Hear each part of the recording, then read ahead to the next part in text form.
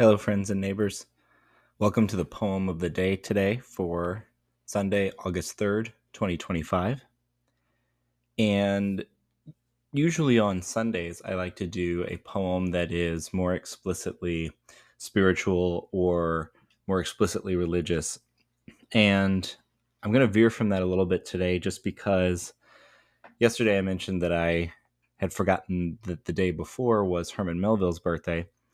And last night I realized that yesterday would have been James Baldwin's birthday, who is another writer who's very important to me.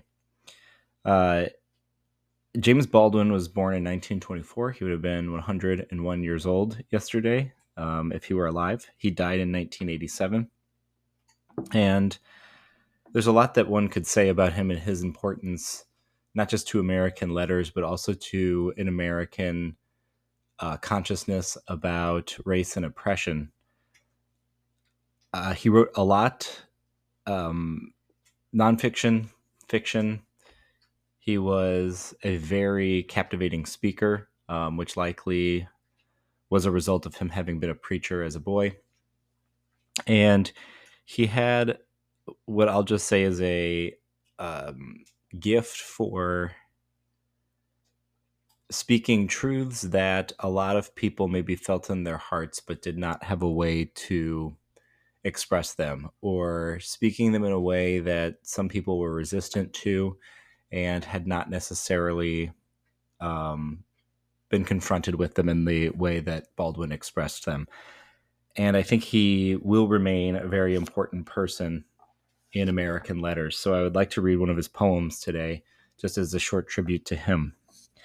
This poem is called Munich, Winter 1973 for YS. In a strange house, a strange bed in a strange town, a very strange me is waiting for you. Now it is very early in the morning. The silence is loud. The baby is walking about with his foaming bottle, making strange sounds and deciding after all to be my friend. You arrived tonight. How dull time is. How empty. And yet, since I'm sitting here, lying here, walking up and down here, waiting, I see that time's cruel ability to make one wait is time's reality. I see your hair, which I call red. I lie here in this bed. Someone teased me once, a friend of ours, saying that I saw your hair red because I was not thinking of the hair on your head. Someone also told me a long time ago, my father said to me, "It is a terrible thing, son, to fall in the hands of the living God." Now, I know what he was saying. I could not have seen red before finding myself in this waiting bed. Nor had my naked eye suggested that color was created by the light falling now on me in this strange bed, waiting where no one has ever rested. The streets I observe are wintry. It feels like snow. Starlings circle in the sky, conspiring together and alone, unspeakable journeys into and out of the light. I know I will see you tonight, and snow may fall enough to freeze our tongues and scald our eyes. We may never be found again.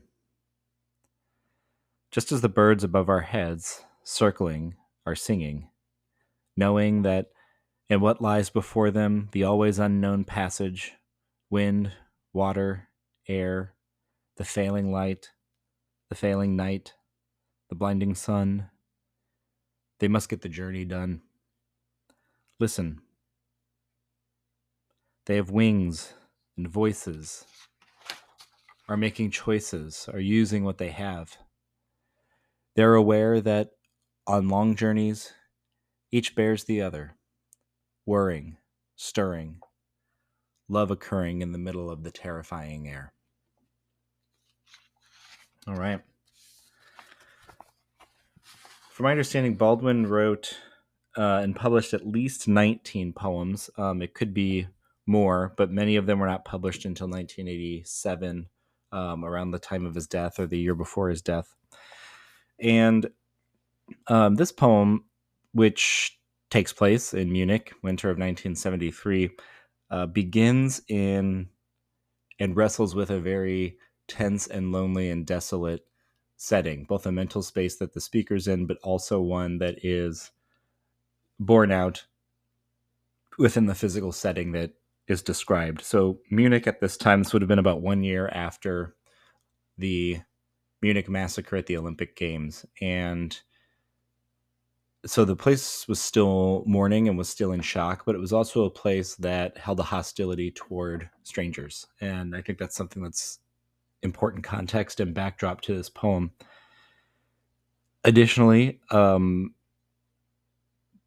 within the subtext of the poem, and it's not hard to suggest this just from Baldwin's own biography, again, not to conflate the speaker and the writer as exactly being the same person, but they're both likely dealing with rejection from being homosexuals in a society that is not open to and accepting of that. And so there's a sense of hostility towards this forbidden love that must remain secret and intimate. You'll hear it in the first stanza. There are 10 stanzas, and they're of irregular rhyme pattern, irregular line count, irregular rhythm. So it's a pretty open and free verse poem. But within the first stanza, the word strange is repeated 4 times. Strange house, strange bed, strange town, strange me. And what I think that repetition does, and there's repetition throughout the poem, is give a sense of not being able to escape from the feeling of alienation, estrangement, separation, as something that not just is strange to what the speaker's seeing, the speaker being somewhere that maybe is not home to them, but also feeling then that the rest of the world around them views them as stranger. As a part of this feeling of estrangement, we then get some oxymorons. For example, the silence is loud, right? A baby walking about with his foaming bottle making strange sounds. So we get strange again, but then something as simple as a baby with a bottle does not seem like something that would be strange. It seems like something that would feel rather commonplace that a lot of us have observed, seen, witnessed, are familiar with before. And then stanza 3 is merely 2 lines, 3 words. You arrive tonight. And isolated there, it gives a break from the strangeness and the alienation that the that the speaker is experiencing. And it gives, I think, a nice kind of punctuation around, or a pause around, the establishment of the scene there. And then reflecting on this idea that you arrive tonight, the speaker then begins to lament how long it's going to take and how dull time is, and that they're sitting there, lying there, just waiting, and that the waiting feels a bit like kind of a cruel curse or a cruel opposition that time has within its reality, the ability to make one wait. In this waiting, then, the speaker recalls 2 separate past incidences, right? One of a friend teasing them, and then one of someone else recalling to them their father saying it's a terrible thing to fall into the hands of the living God, which we could take at the time as an unspoken prohibition against, I think, the speaker's sexual orientation or the speaker's love and attraction, spoken in such a way that they don't understand at the time what that is, but having that come back to them now as something that was a memory that formed their life. They knew it was important at the time, but maybe did not understand the exact meaning of it when it happened. The speaker then kind of comes back into the present around stanza 9, talking about, I know I will see you tonight. And all of the things that made Munich, not all of the things, but some of the things that made Munich strange and cold, literally, to him earlier, now take on a bit of a romantic feeling. It talks about snow may fall enough to freeze our tongues and scald our eyes. We may never be found again. And with that exclamation point at never be found again, I don't read that as a lament, as we heard kind of earlier in the poem, but a tone shift towards something that is, at least I'll have you, at least I'll have this warmth, at least I'll have this embrace. And if we aren't found again, then at least we're sort of alone together. And there's an intimacy in being ignored or disregarded by this world. And then in the final stanza, there's a extended metaphor or extended simile comparing the love journey to birds, right? Knowing not what lies ahead of them, that the sun goes down, the sun comes up, the journey is gone.